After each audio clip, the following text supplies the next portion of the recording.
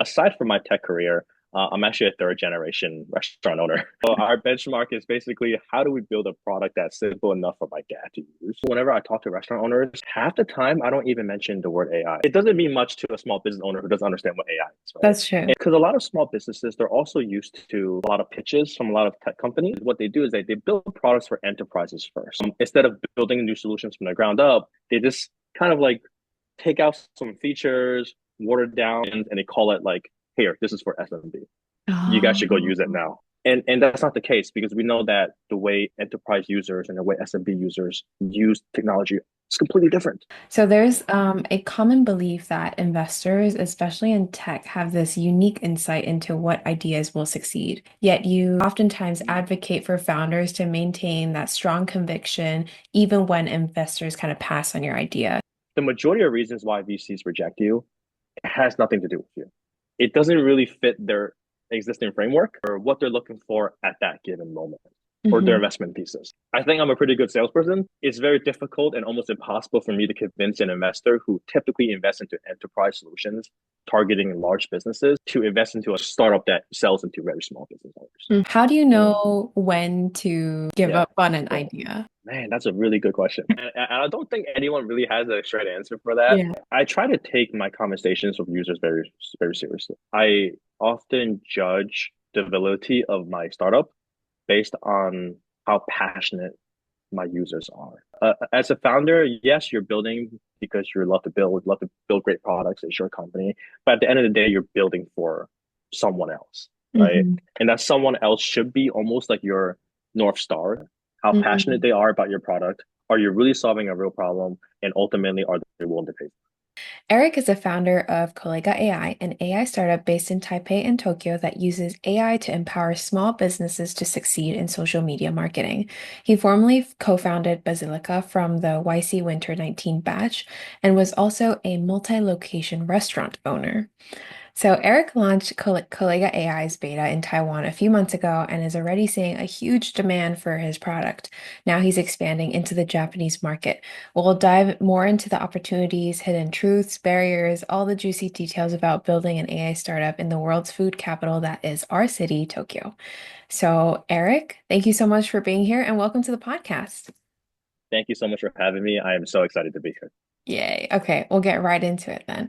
So, I mean, first of all, I know it's been a couple of weeks since you've like officially set up shop here in Tokyo, but Yeah. how has everything been? It's been really crazy busy, Mm, running around. So many awesome tech events happening in Tokyo right now. The vibes are just crazy. So I'm just so excited to be here. But of course, it's like a combination of networking, but also setting up business operations, meeting with potential users. So it's been a really busy couple of weeks, to say the least. mm.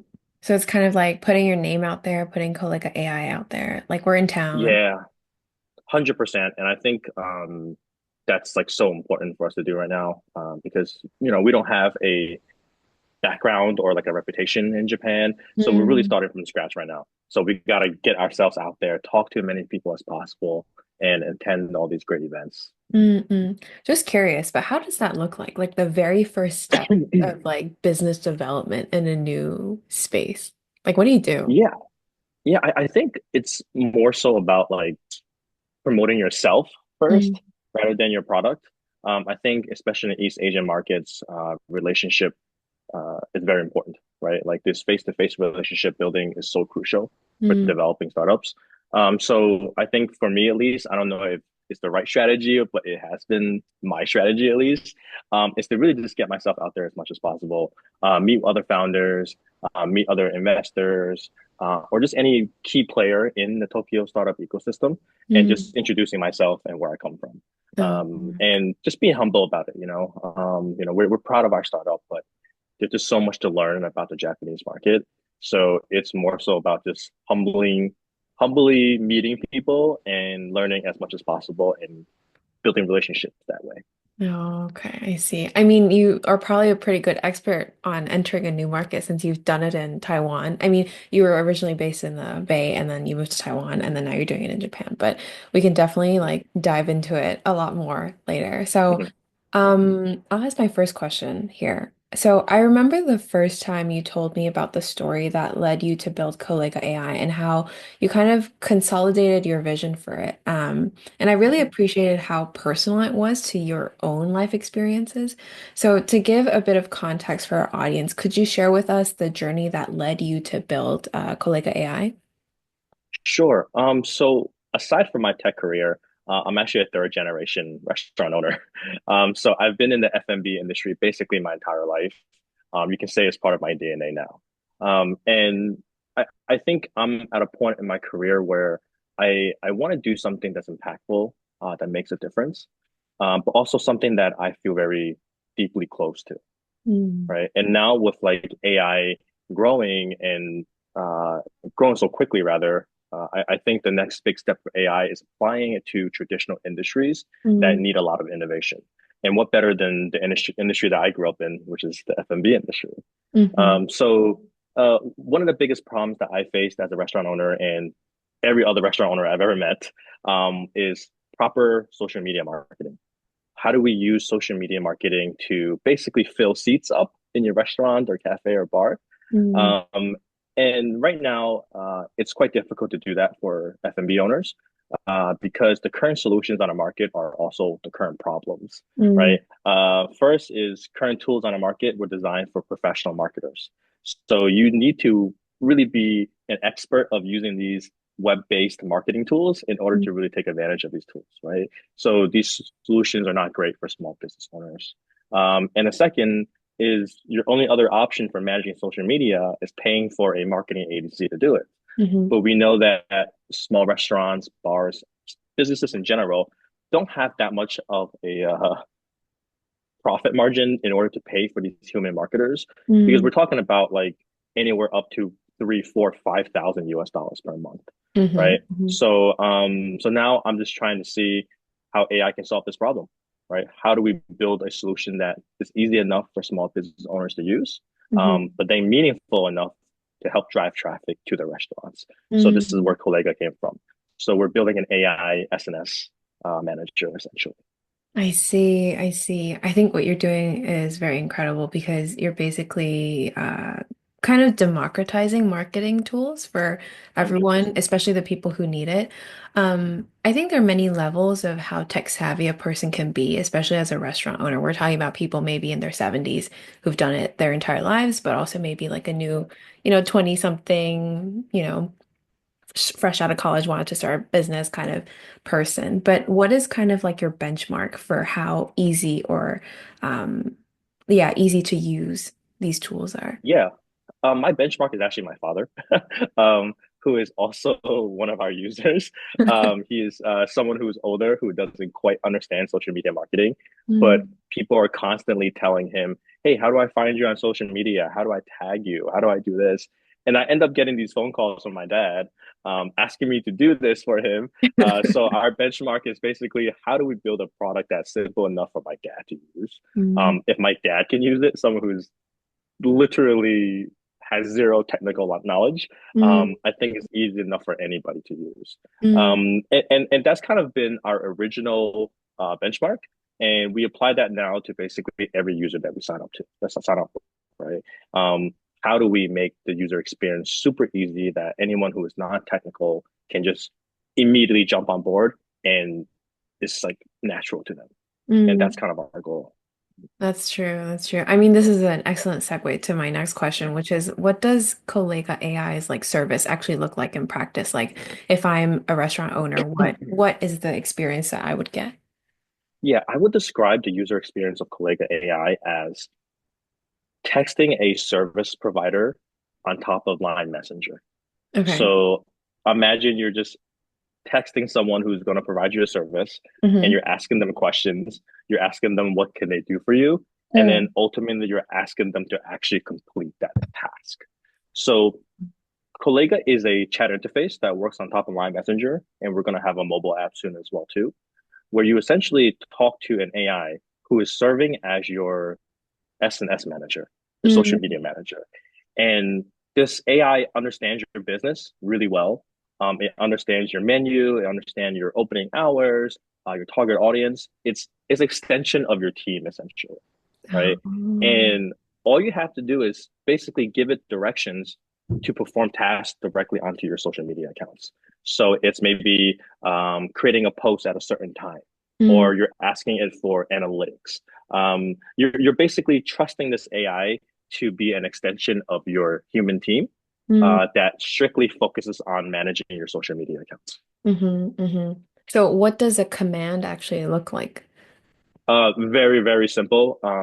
I think I like to compare it to us using ChatGPT, for example, where you Mm, simply ask ChatGPT for a question and it mhm, returns back an answer.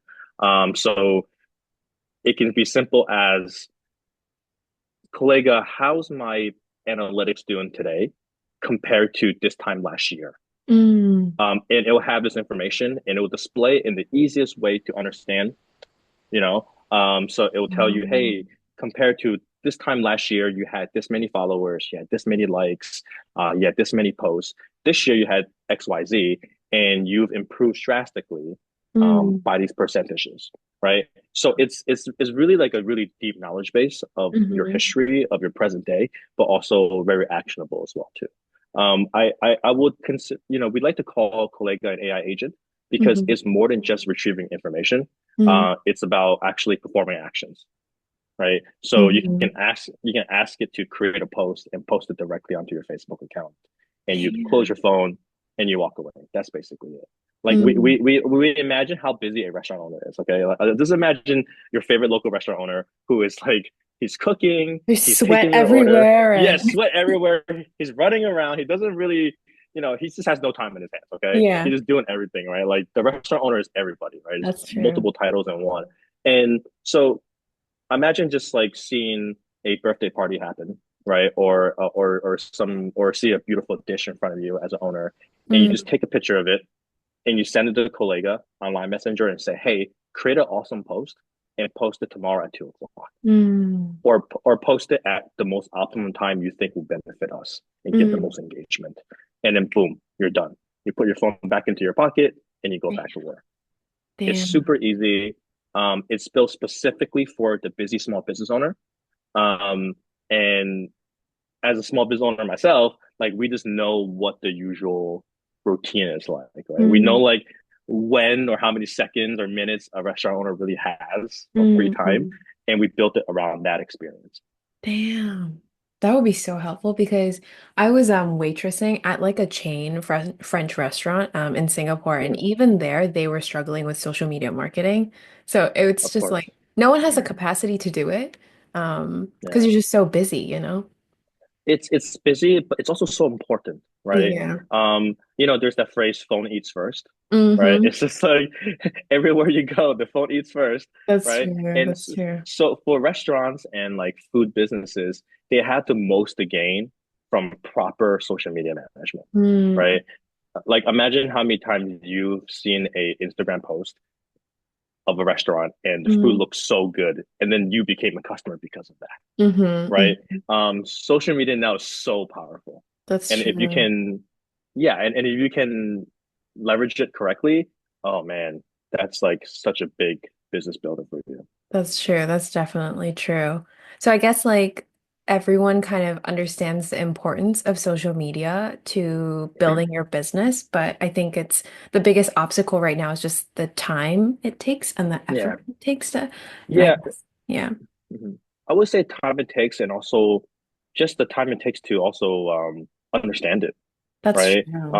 True. Like algorithms on Instagram and Facebook are changing all the time. Hmm. And if you're a busy small business owner who doesn't even have time to post, Yeah. you definitely don't have time to research algorithms, right?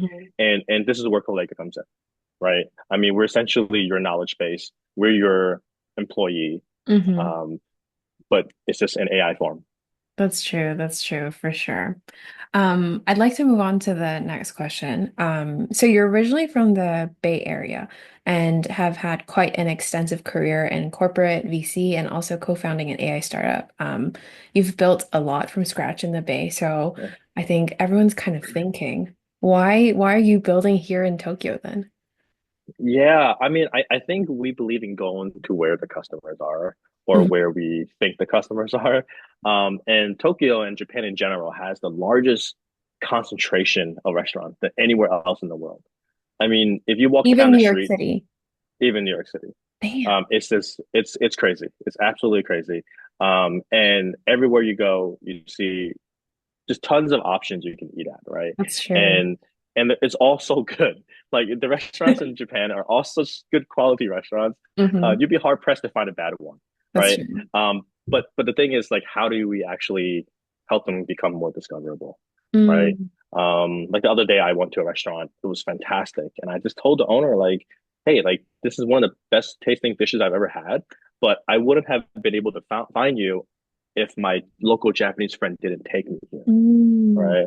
And you see hmm. this is a problem, right? And he's like, yeah, this is a problem. I said, like, you guys need to do a better job with like trying to find ways to attract more tourists to your restaurant that you couldn't do before.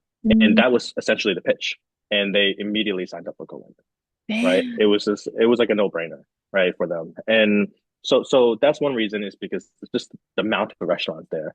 But second, I think Japan or Tokyo in specific, it's they're kind of in this process of like a technological reawakening Okay. almost, where like when people think about Japan technology, it's always a good reputation, but Mm, it's always based on what they've done in the past. Right, mm, like the older legacy companies, right, like the Sonys hmm, of the world, like there's like very durable products that hmm. last a very, very long time. They're good quality, but there hasn't been much of late, right? And we're seeing a lot of new founders and new builders now in Japan building an AI, right? Mm, hmm. I mean, OpenAI opened the office in Japan, right? Hmm. Like Hmm. that just shows their commitment to the country.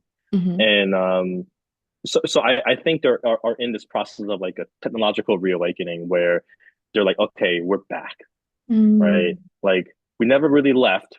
We took a break, but now we're back. And we're gonna basically try to take lead on this new AI wave, at least in the Mm, Asian market. And I'm seeing a lot of that. And I'm super excited to be a part of that. I'm meeting a hmm. lot of AI founders.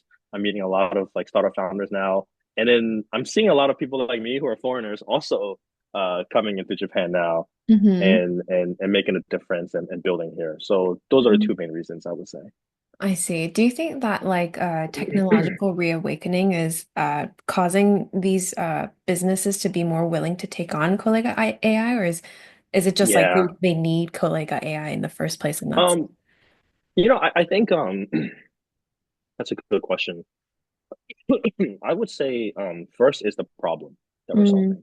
solving. To be honest, whenever I talk to restaurant owners, half the time I don't even mention the word AI, which sounds Oh, crazy, right? Because AI is like the buzzword. Like everyone yeah. wants to hear about the AI. But How like do you pitch it it? doesn't yes, it doesn't mean much to a small business owner who doesn't understand what AI is, right? That's true. And so what we do is that like, hey, we go into a restaurant owner and we know that you have trouble targeting the masses. We know Hmm. you have trouble with online marketing, specifically on social media, to drive traffic to your restaurant. We've developed a solution that solves this problem that Hmm. I, as a restaurant owner myself, first felt firsthand, Hmm. right? So the Hmm. conversation is much easier when I can just say, "Oh, well, I've been in your shoes my entire life," That's true. right? True. Like I don't even need you to do so much talking to me because like I know what you go through on a daily basis, right? Hmm. Like you show me your hands, and now we can compare hands, and we have scars the same, right? From the hot Like pans and yeah, from the hot pans and on the and hot the oil. boiling hot water, all that stuff. Like so, I know firsthand what you went through, and that's very easy for us to kind of get that conversation. But most Hmm. importantly, is solving the problem. Hmm. Small business owners don't care if you're using AI. They don't care if you're using traditional software or whatever technology that you use. As Hmm. long as you're genuinely solving a problem for them and developing it in a way where they feel comfortable using, that is kind of where the X factor is. Like we understand you firsthand and we're Hmm. building it just for you. Okay. And because a lot of small businesses, they're also used to a lot of pitches from a lot of tech companies. Hmm. Um, and this is not to offend any big tech company, but a lot of tech companies, what they do is they build products for enterprises first. That's always their initial target audience, right? They Hmm. want the big bucks, right? They want the big clients. And then they end up realizing that targeting SMBs are also equally important for the bottom line. So Mm. what do? Instead of building new solutions from the ground up, they just kind of like take out some features, water down some, adding some restrictions, and they call it like, here, this is for SMB. You guys should go use it Oh. now, Uh-huh. right? And that's not the case because we know that the way enterprise users and the way SMB users use technology is completely different. Mm-hmm, It's mm-hmm. completely different. Like it's not even remotely the same, Yeah, right? that's true. Do Um, you think you the know, restaurants are kind of facing like pitch fatigue in a way then? they are 100% Okay. pitch fatigue, but then also just fatigue from like getting solutions that they know immediately that's not made for them. Mm, and Like, so yeah, so you mm-mm, tell me that I gotta open up my laptop, launch a web browser, log in, mm-hmm. navigate all these bars and menu items and all this stuff. Like, what? Like, do you not know what my daily life is? Like, I don't Mm-hmm. even have time to like take a cigarette break, That's right? Like, true. and you're telling me that I gotta find time to learn software on top of the computer? Like, it's just not gonna Mm-mm. So you kind of incorporated this function on something that they already use, which is line. Everyone uses Correct. line. Yeah, so Yes. Yeah. And it's been fantastic because it's kind of like, hey, do you talk to your friends? Do you talk to your husband and wife online? Yeah, of course. And you can talk to Colega and you just mm-mm. ask Colega to do things for you. That's all it is. Mm-hmm. And we do have global ambitions. So we're planning to launch a mobile app as well too, which Mm-hmm. is not limited to just Taiwan and Japan because we know Taiwan and Japan are the biggest line users. Mm-hmm. If we have a mobile app, then basically any restaurant across the world that's experiencing this problem, which is a lot, can Mm-hmm. also have the benefits of Colega.ai. Do you think the same willingness would apply to launching a different app as opposed to like an existing one? Is there a risk there? Yeah, it's a risk there. It's a risk. But we think that if we can demonstrate enough value on Mm, our line version, we'll be able to also get people to use our mobile app. mm, Because there is aside from wanting to target markets that don't use line, yeah. there is a technical reason why we also want to build on top of Mm, our own mobile app. Is mm-hmm, because line is not our platform, right? mm-hmm. It's an established company with Yeah, millions of users, mm-hmm. and you can only customize line so much That's to what you true. want it to do, right? Mm-hmm. And we're adding new AI features every single day. Um, and eventually we're going to need a place where we can host it ourselves and it can be used in the way that we want it to be used and Mm-hmm. not limited to just line. But I think right now, Line Messenger has been fantastic. People love the concept of just using what you use every single day Mm-hmm. um, Mm-hmm. to manage your social media, and it's been That's fantastic. true. Yeah, Yeah. and Line's also our partner, and Line's been fantastic. So Oh, okay. we're very happy to be working with Line. Yeah. Damn, that's awesome. It sounds super cool. And I'm amazed that nothing like it has existed before because Yeah, it's so easy to use for everyone. Yeah. yeah, it is. I think also is because targeting SMBs is not really that sexy, for lack Mm, of better words, you right? mean in terms of like the account size or? Yeah, the count size or just like working with small business owners, right? People just love like imagine like you open up a website and a startup has like BMW or like Bank of America or something like That's true. these big logos. It's like bragging rights, right? That you have this big logos. But Yeah. for us, and that's kind of been unfortunately it's caused the neglect of these small businesses that they don't Mm, have innovative solutions for them to use, yeah. right? So for us, we validated the problem. We know they need a solution like this, and we don't judge them just because they're small business, Mm, right? mm, mm. We're mission driven, and we're super excited to be on this mission. Yeah. That's some good stuff right there. Thank you for sharing that. Um, I'd love to jump into the next question. It's a bit spicy. We're going to dip our toes in some hot waters here. It's about VC's validation of a startup idea. So there's a common belief that investors, especially in tech, have this unique insight into what ideas will succeed. Yet oftentimes advocate for founders to maintain that strong conviction, even when investors kind of pass on your idea. So, how do you distinguish between feedback that should cause you to reconsider your approach versus feedback that you should actually push through on? And what signals do you pay attention to instead of investor interest? Oh gosh, that's a really, really uh, good question. Quite a big one. I think there's really two parts to this. First is as a founder, you have to remind yourself why you're doing this in the first place, Mm, right? You are an expert in your field. You have discovered a problem that you have a deep understanding and attachment to that mm, only you understand. So you've spoken to your customers, spoken to your market. Um, it was designed for you to solve, right? mhm, And not many people can say that, mhm. right? What's it Especially called? not VCs. Like founder Mhm. market fit, was it called? Founder market fit, exactly what it is. Founder market fit, right? And that's something that every founder should remind themselves. Whenever they get a rejection, you have to remind yourself why you're doing this in the first place. You're doing this Mm, because you're the right person to do it, right? And no one else is as quite as right as you to solve this problem, mhm, and including VCs, right? I mean, for us, it's like we're solving social media problems for F&B owners. Like, I don't think many people know about social media other than consumer use, mhm, let alone how to use it to help small businesses drive traffic. mhm, Right? It's a very specific area. So I mhm, think reminding yourself of why you're doing it in the first place is very important. And the second part is realizing that the majority of reasons why VCs reject you has nothing to do with you.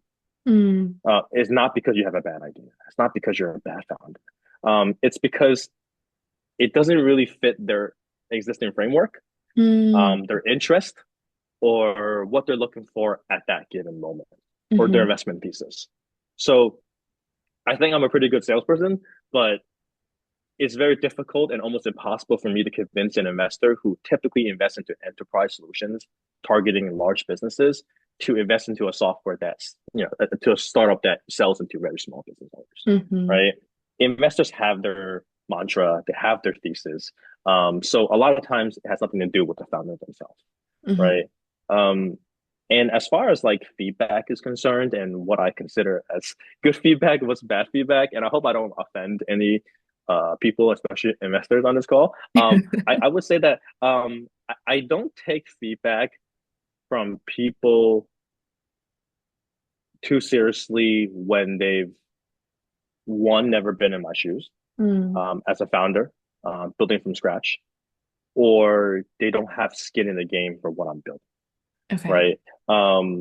I find that investors or people in general tend to give you really great advice when they genuinely care about what you're doing, Mm, right? So if I'm talking to an investor who really has no investment interest in F&B owners, I don't think they're going to put that much effort into giving me quality advice and mhm, feedback to selling to F&B owners, mm, right? mhm, So I think as a founder, you have to be very careful of what type of advice you get. mm, I would try to get advice from people who were previous founders, who were early employees at startups. Those are equally valuable as well too. mhm, Um, or those who have been in your industry and truly understand your TA. mhm, So that's how I kind of divide it. mhm. Yeah. And that's how I choose what advice to take. Definitely. And I'm thinking like I'm sure you've entertained a number of various like startup ideas in the past before. Mm, How do you mm, know when to, I don't want to use the term jump ship, but like give yeah, up on an yeah. idea? Like what is the, Oh gosh. yeah. Man, that's a really good question. It's hard. Yeah, it's really hard. And I don't think anyone really has a straight answer for that. Yeah. What about But your experience? Yeah. my experience, I think if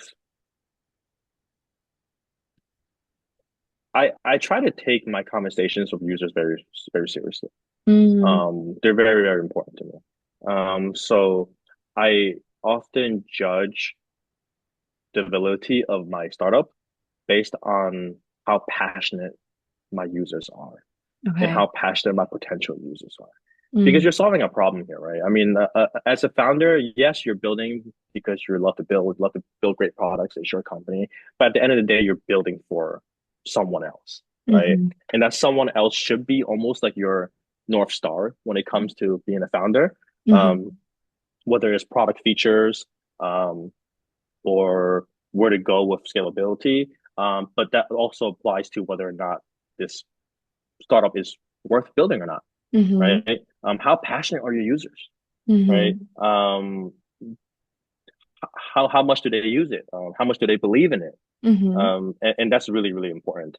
But I think also though there is a financial part to this, right? hmm Is anyone willing to open up their wallets for your solution? hmm hmm Um, I think if you build a solution that you feel like it's up to par with what you imagine it to be, hmm um, and for half a year to a year, no one's willing to open up their wallets. hmm I think it's probably time to move on. Wow. But at the end of the day, I think it all boils down to your user, how passionate Mm, they are about your product. Are you really solving a real problem? And ultimately, are they willing to pay? mm, mm. And how do you measure how passionate or how much someone needs it? Mm. Is it like would the customer open up their wallets for your thing or? Yes, correct, correct. I would never judge. Listen, I would never judge how worthy my startup is based on whether or not an investor would write a check.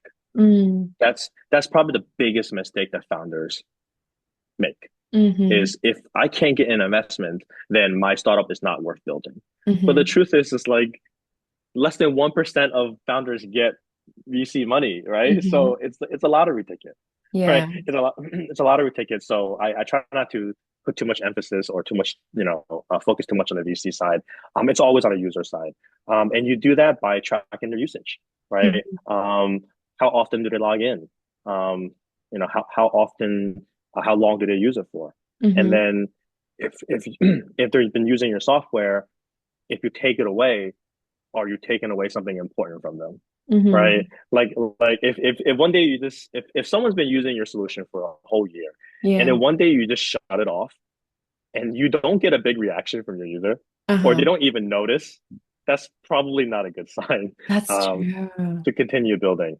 So like how sticky is your product and um, how much do users depend on your product is very important. hmm You're kind of reminding me of this article that I read a while ago where it's like 1,000 true fans. Have you heard of this? I think so. I think so. Yeah. Yeah, so it's like the concept is that instead of like aiming to get the entire world to like you, it's better to get 1,000 like true fans who love what Yes. you Love do. you. And I Yes. guess We absolutely love you. that's kind of what you're talking about, right? It's like Yes, absolutely. Can they live or not live without your product, right? It's so important, right? And that also goes to like market share, right? Like, how big is your market, right? It's Mhm, like yeah, you can target a huge market and it sounds great if I'm an investor. But if you can't even get 100 or 1,000 people to love your product, then that market doesn't belong to you to begin, that's true. right? Like hmm I can sell that, hey, I can say that, hey, I'm developing Colega AI for the entire world. But if I can't even get 100 people in Japan to use Colega, that's a hmm problem, That's true. right? So the market size really doesn't mean much, right? It's really hmm about how much, do your users love your product. Okay.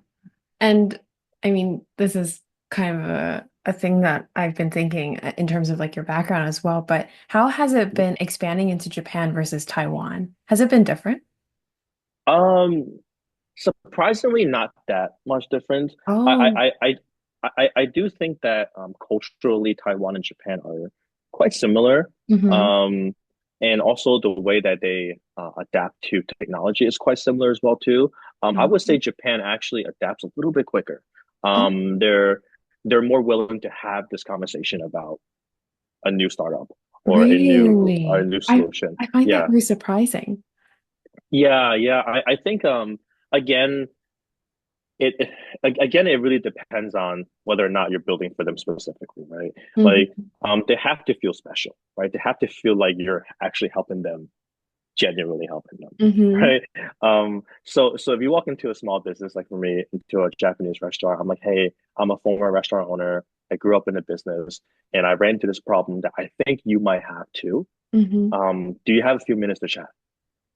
And I promise you, I won't Damn. waste your time, right? And you will get some sort of value out of our conversation, whether or not you decide to use our solution, Mm-hmm. right? And that value is educating them about the importance of social media marketing. And then once they realize that, hey, this person understands the problem I'm going through, he went through it firsthand, and he's building a solution specifically for us, Mm-hmm. um, they're much willing to listen and give you even more time. If Mm-hmm. not that day, they might say, you know what, we our restaurant closes at 1 p.m. for lunch break. Why don't you come by at 1:30 to Mm. give the presentation? And that's what we're seeing. So I don't think it's a cultural thing per se. I don't think it's a country thing. I just think it's a TA thing, right? It's Mm. like you're targeting the right audience and you're building something specifically for them. Mm-hmm. And what does your ICP look like, by the way? Yeah, we work with any type of F&B business, so from restaurants, bars, cafes, anywhere from 1 to 10 locations. Mm. So because we noticed that we bring the most value to this size of business, Mm. uh, they're most likely to not be tech savvy people. Mm-hmm. Um, and they're also not the type of people to hire marketing agencies with That's big budgets, true. That's right? true. Once you go beyond that, you're talking about chains now, like really big restaurant chains. Mm-hmm. Those are probably people that our solution are not designed for, Mm. nor do we want to help them because they're the ones that have so much budget that Yeah. they can just pay someone to do it for them, right? Or Yeah. hire a whole team to do it. They could just So get we like try to a, stay in that space. yeah, I was gonna think like they could just like hire a Gen Z intern to just create a bunch of 100%. Yeah, 100%, 100%, right? To pay them like a decent salary or something. Hey, this is all you do. That's But we know for smaller businesses, it's like, no, like we can't just dedicate salary just for social media marketing, no matter mm, how important it is. It mm, doesn't mean that it's not important. It just means that it's the reality of small businesses. They have low profit margins, mm-hmm, right? mm-hmm, And me as a restaurant owner myself, there's a lot of times where I do things that I don't want to do, but I mm-hmm. have to do it because there's no solutions for me, and also there's a lack of budget, That's right? true. I never Yeah. asked you this, but what kind of restaurants do you own? So we a combination of like fusion, Asian restaurants, And this is in the um, Bay. in a Bay, yeah. We have like bubble tea shops as well too. Wow. So it's a combination. It's a combination. Yeah. And they're kind of like Asian centric. Yes, all Asian centric. In the Bay Area. Gotta go visit. I gotta go check it out. Yes, That'd be super absolutely, cool. absolutely. Do you have Yes. plans to open something in Japan or Taiwan? Not right now. I think we're focusing more on Colega.ai now. We want to empower them rather Mm. than build another one ourselves. Mm-hmm. That's kind of our mission now. Like, how do we empower small businesses to succeed in a Mm-hmm. very digital world now? Um, Mm-hmm. and and hopefully we do that not only for Taiwan and Japan, but for the whole world. What does the ideal future look like, and how is Colega AI contributing to it, do you think? Oh gosh, I think for us, our ideal future is where a lot of these tasks that are very expensive to do but Mm. very repetitive Mm. can get automated using AI, Mm-hmm. right? We envision Colega AI specifically to be almost like an AI marketing agency Okay. where where you're just literally hiring a bunch of AI agents to manage all of your marketing. Oh. And since AI is much better at processing information much faster than a human can, Mm. um, that we can be more efficient. And so we think that is very much possible. You Mm. know, so it's kind of like not software as a service, but service as a software, Mm-hmm. right? Mm-hmm. Where we're essentially like, yeah, you're buying a service, right? And AI can automate it for you. Mm-hmm. Okay. Makes sense. Makes sense. I have one final question before we get into the closing questions, but what are some trends that you've been seeing in the F&B space in the context of AI, and how do you expect it all to evolve? Yeah, I think the F&B industry is still quite backwards when it comes to technology. Mm. When you think of F&B, the majority of solutions you think of are like reservation platforms, Mm. POS systems, uh, that's kind of it, or reservations. Like that's Hmm. basically those are only two basically, right? Hmm. Um, but there's a lot of problems that can still very much be solved by AI. We're working on the marketing side of things, but there's also like personalization, right? AI can understand your repeat customers, maybe, Hmm. right? Hey, like this person has come to your restaurant 4 times now. There's a trend of what they like to order. Hmm. We can either A, or already fill in the order based on what they usually order, or Hmm. B, guide the employee to suggest other items that they might like, Oh, that's true. That's true. right? So that's a startup idea right there, right? Hmm. So I think personalization is big. I think operational stuff is really big. More efficient inventory tracking and replenishment, more efficient time clock management. Hmm. One of the biggest problems that restaurant owners face is when do I need employees and when don't I need employees, Hmm. right? Yeah. Payroll the issue, right? And AI can probably track, hey, these are the most important hours. Um, and this is where you should staff more people, right? Hmm. So there's a lot of operational stuff that AI can absolutely automate, and Hmm. I think FMB is heading towards just a seamless integration using AI, Hmm. where AI can essentially talk to every part of your business. Mm. Um, so AI can manage your employees. AI Yeah. can track your inventory. Hmm. AI can tell you that, hey, you ordered too much this month. You should order Hmm. this much. So I think that's kind of where it's heading towards. It's like a seamless integration into a daily workflow for the Mm. F&B owner. Hmm. Hmm. So it's basically, I don't want to use the word replace because it has such a nuance in AI, Yeah, but yeah, like the yeah, yeah, manager, basically. yeah, yeah. I think so. I think so. Because AI certainly has the yeah, I like you mentioned. I like how you mentioned don't use the word replace, right? Mhm. But I think there are some tasks that simply humans don't really have to do, Yeah. right? Like that will probably help a human. Even like a human might be like, oh, thank God there's an Hmm. AI that does this because I hate this part of my job. Yeah. And I think that's kind of where AI fits the most right now is finding areas that are really repetitive, tedious, but needs to be done in a timely fashion or accurate very consistently. I think Hmm. that's where AI can really fill in. Definitely, for sure. I remember at the restaurant I was working at, like we would close at around 12 a.m. And I Hmm. think from 12 a.m. to 1 a.m., the manager would just like sit in one of the booths counting everything, like making sure Oh yeah, everything was actually accurate. Um, yeah, and I was thinking, oh my gosh, it's so mad. It's literally looking through receipts and the tiny letters on receipts and just doing yes, that. So I yeah, guess it's stuff like yeah, that is what you're talking about, yeah, right?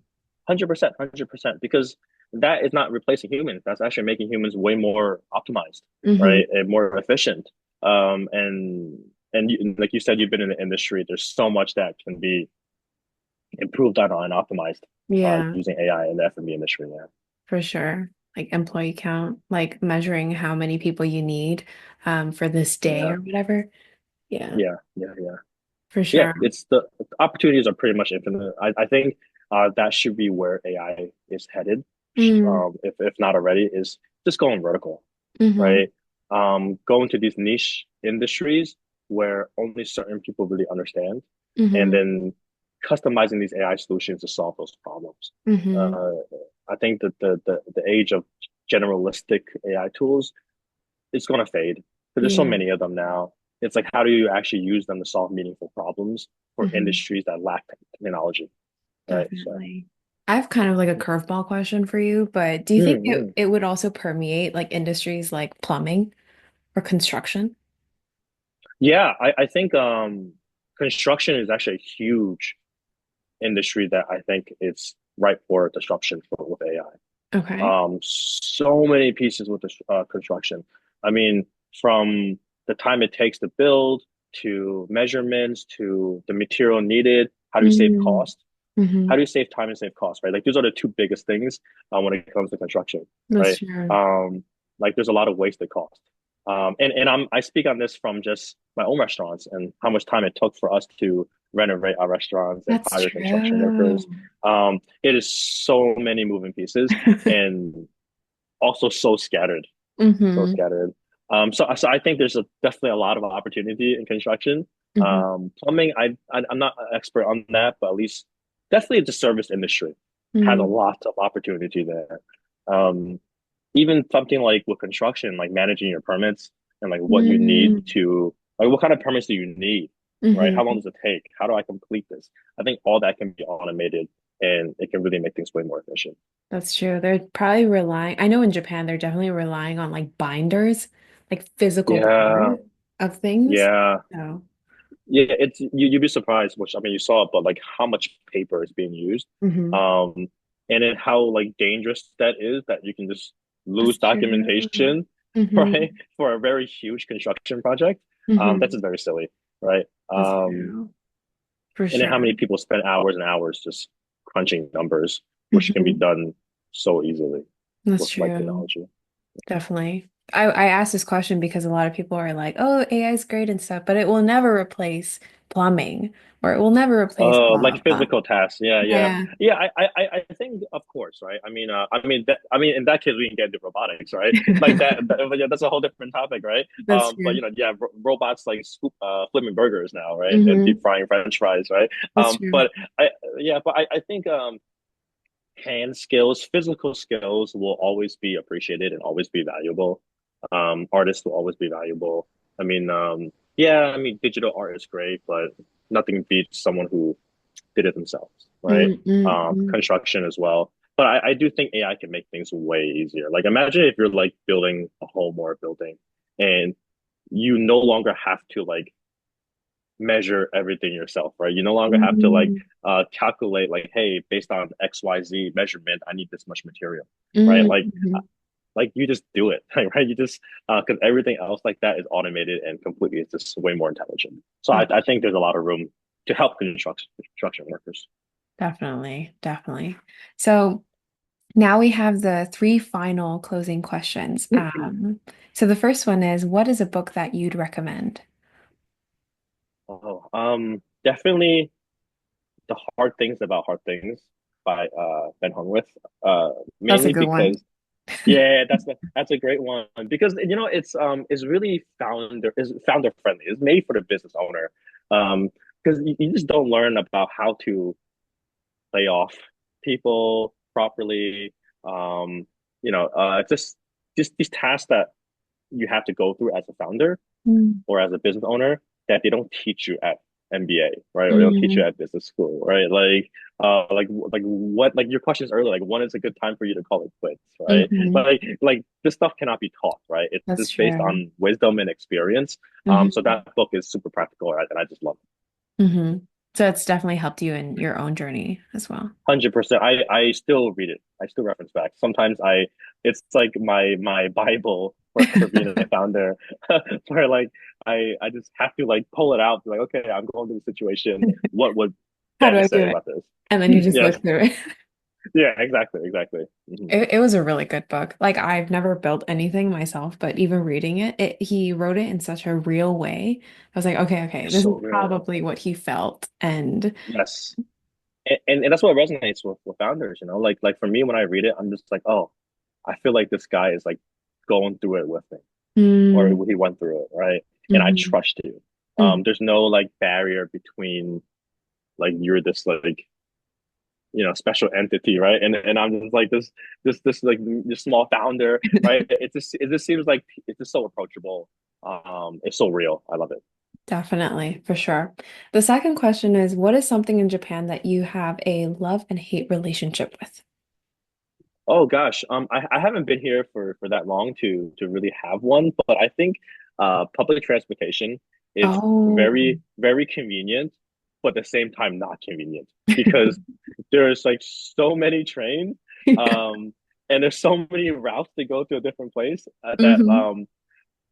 I haven't been, and I hate to admit this, but I've been really bad at showing up to meetings on time since I've been in Japan because like I like really poorly calculate like how to get somewhere, and also because it's a big city, right? There's so many people, so like the Hmm. route might say take 30 minutes, but then like it doesn't account for like the trains being completely packed, That's and true. you have to wait like for the third one, right?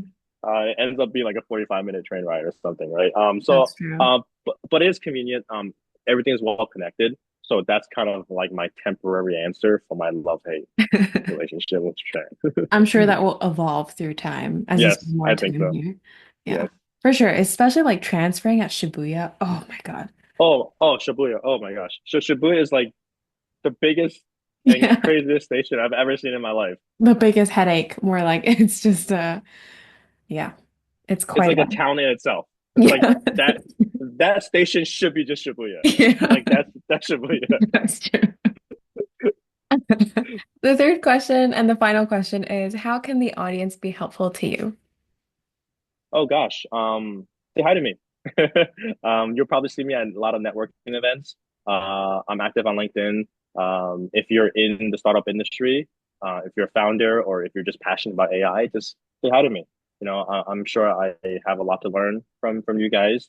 Um, and if you know of any restaurant owners or bar owners, small business owners in need of social media automation, you know where to find it.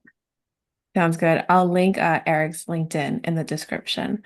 So yeah, that's all the questions that we have for today. Anyone interested in Eric's mission, feel free to reach out to him. And thank you so much again for being a guest on the pod. Bye. Yes, thank you for having me. Appreciate it. Thank Bye you. bye. Bye.